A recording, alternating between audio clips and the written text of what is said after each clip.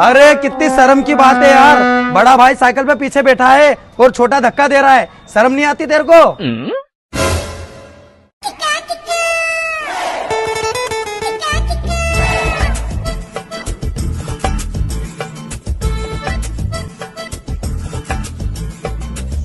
छी छी छी छी, कितने शर्म की बात है। बड़ा भाई साइकिल खींच रहा और छोटा भाई राजा बन के पीछे बैठा हुआ है।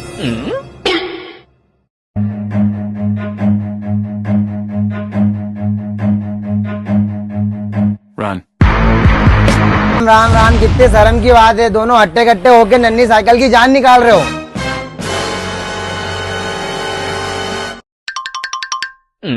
भारत में कैसे कैसे बेवकूफ लोग होते हैं, साइकिल को उठा के खुद पैदल चल रहे हैं।